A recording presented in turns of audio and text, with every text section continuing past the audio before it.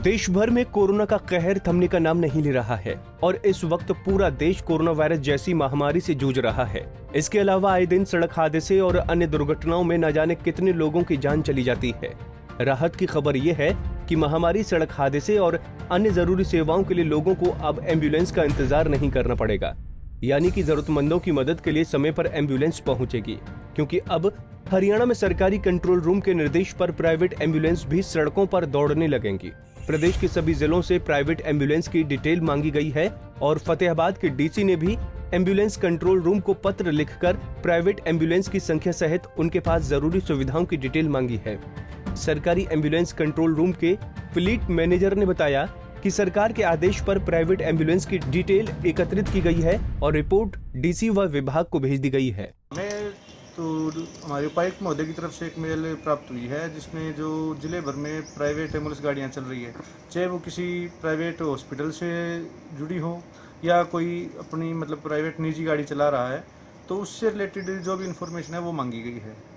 वो इसलिए मांगी गई है कि जो सड़क दुर्घटना में जैसे मृत्यु दर ज़्यादा है तो उसको कम करने, और कई बार जैसे जो हमारी सरकारी जो एम्बुलेंस गाड़ियां हैं वो कॉल के ऊपर बिजी होती है, कहीं और गई हुई होती है, तो एक्सीडेंट पर अगर मौके की ना पहुंच पाएँ तो उस स्थिति में मरीज को तुरंत अगर कंट्रोल रूम 102 और 108 से हम उन प्राइवेट गाड़ियों को कॉल कर देंगे ताकि उनको समय पर चिकित्सा सुविधा मुहैया करवा सके और हॉस्पिटल में उसको तुरंत मरीज को लाया जा सके ताकि उसको बचाया जा सके। इसके लिए हम प्रयासरत हैं और गवर्नमेंट की तरफ से भी इंस्ट्रक्शन जारी हुई है। भाई जितनी भी गाड़ियां हैं उनको हम अपने अंडर उनके नंबर और कॉन्टैक्ट नंबर या जो भी है उनकी इन्फॉर्मेशन रखें और वक्त पड़ने पर जो है उनकी मदद ली जा सके ताकि कम से कम डेथ कैजुअलिटी हो।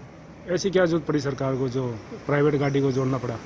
प्राइवेट गाड़ी में सर कई बार जैसे हमारी जो गवर्नमेंट की गाड़ियां हैं, जो सरकारी एम्बुलेंस गाड़ियां हैं, वो बिजी होती हैं और मौके पर अगर दूर-दराज कहीं एक्सीडेंट हो जाता है मौके पर नहीं होती, जबकि प्राइवेट गाड़ियां जो है उस वक्त खाली मोड में खड़ी होती है, तो हम उनको यूज कर लेंगे।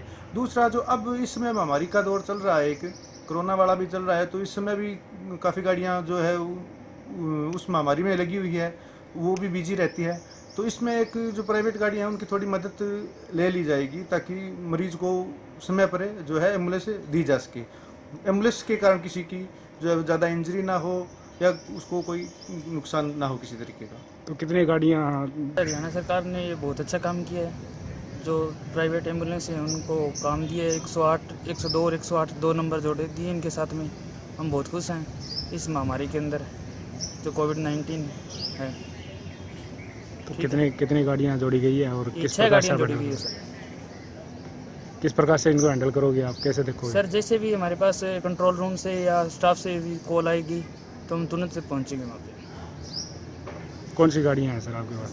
सर बुलेरो है, इको है, लगभग 6 गाड़ियाँ हैं सर ये total. Fleet manager Kuldeep Singh की माने तो पिछले दिनों स्वास्थ्य विभाग की मीटिंग में चर्चा की गई थी कि सभी जिलों की प्राइवेट एम्बुलेंस को सरकारी कंट्रोल रूम से जोड़ दिया जाए, क्योंकि सरकारी एम्बुलेंस की संख्या कम होने के कारण सड़क हादसों और अन्य जरूरी सेवाओं में लोगों को एम्बुलेंस के लिए इंतजार करना पड़ता है।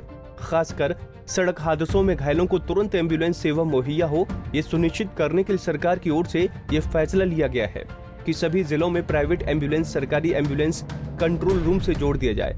इसके अलावा पिछले कुछ समय से कोरोना महामारी के चलते जिस तरह से सरकारी एम्बुलेंस पर वर्कलोड बढ़ गया है, उसको देखते हुए भी प्राइवेट एम्बुलेंस को सरकारी सिस्टम से जोड़ना जरूरी हो गया था। फिलहाल फतेहाबाद जिले के सभी प्राइवेट एम्बुलेंस की डिटेल डीसी और विभाग को भेज दी गई है और आने वाले दिनों में जल्द ही सभी प्राइवेट एम्बुलेंस सरकारी कंट्रोल रूम से जुड़ जाएंगी और कंट्रोल रूम से सूचना मिलने पर प्राइवेट एम्बुलेंस जरूरतमंदों की मदद के लिए पहुंचेंगी।